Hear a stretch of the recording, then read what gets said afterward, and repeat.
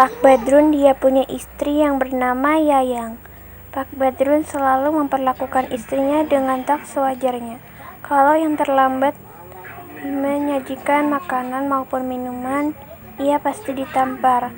Namun ia selalu diam, karena Yayang terlahir dari keluarga yang miskin.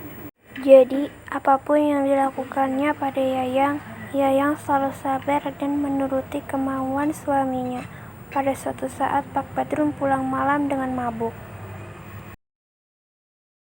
Kemudian ia mengetuk pintu, tapi Yayang tertidur, jadi terlambat untuk membukakan pintunya, dan membuat Badrun marah sampai menendang Yayang dengan semena-mena. Ia yang selalu menangis saat sendirian, selalu bertanya-tanya mengapa suami yang dihormati dan dicintainya memperlakukannya seperti itu. Padahal sebelum menikah, Pak Badrun sangat baik, perhatian, dan meminta restu kepada keluarga Yayang di kampung dengan sopan. Yayang pun membayangkan hidup bahagia dengan Pak Badrun. Ternyata hayalannya terbanding terbalik dari kenyataan yang dialami Yayang. Ia terkadang tersirat dalam hatinya ingin pulang ke kampung halamannya. Tetapi mengingat keluarganya yang serba kekurangan, dia takut kalau dia pulang akan membuat beban keluarganya bertambah. Akhirnya dia pun cuma menahan dan terus bertahan dan bersabar. Pada suatu ketika, ia pulang dari pasar. Ditemukannya suami.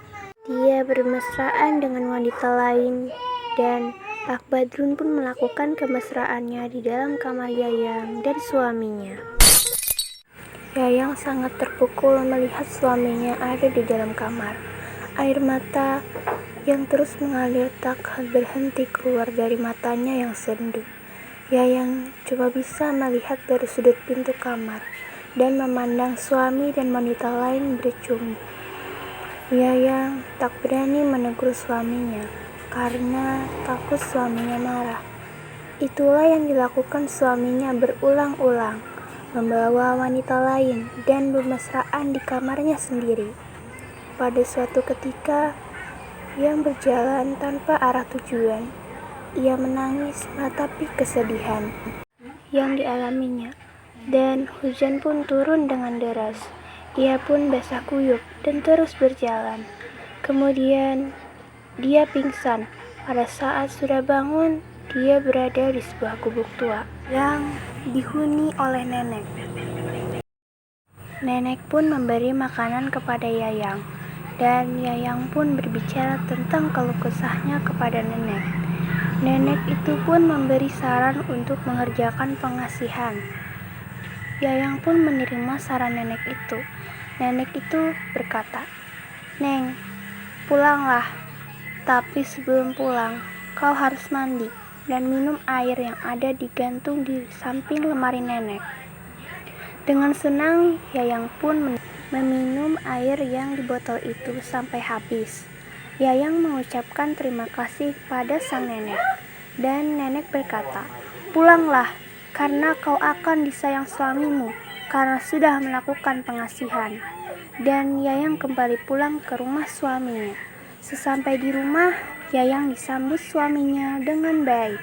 Ia pun bingung sambil berkata, "Kenapa dengan dia? Apa dia kesambet ya? Kok tidak biasanya aku dimanjakan dan diberi perhiasan serta disiapkan makanan?" Dan begitu seterusnya. Dan suaminya tidak pernah membawa perempuan lagi ke rumahnya. Yayang pun merasa bahagia dengan perlakuan suaminya. Pada suatu malam, hujan begitu deras dan terdengar di telinga Yayang bunyi suara gong yang sangat keras. Tanpa sadar, Yayang berada di rumah warga yang mau melahirkan. Yayang pun sangat ingin meminum darah bayi yang baru lahir itu. Dan terjadilah yang tak terduga. Sewaktu bidan mengambil air ke belakang, Yayang langsung merebut bayinya dan mengisap perut bayi yang baru dipotong tali pusarnya sampai bayi itu meninggal. Begitulah yang terus dilakukan Yayang pada warga yang melahirkan. Kalau ada yang melahirkan, Yayang akan berubah seperti monster yang mengerikan, bermata merah dengan rambut terurai ke muka, menutup wajahnya. Warga sangat resah dan mulai memperketat keamanan desa dengan ronda bergantian. Pada malam itu, ada lagi warga yang ingin melahirkan dan muncullah Yayang. Tapi hari itu Yayang apes ketangkap warga dan dibacakan doa oleh Pak Ustadz. Yayang lemah dan dihakimi warga sampai tewas. Kesimpulan, kalau di sebuah rumah tangga kita selalu disakiti dan diperlakukan dengan tidak wajar, maka bercerailah dari rumah tangga yang seperti itu. Tidak perlu dipaksakan dengan melakukan yang melanggar ketentuan dengan mengerjakan pengasihan yang bersifat sementara, karena itu hanya akan merugikan.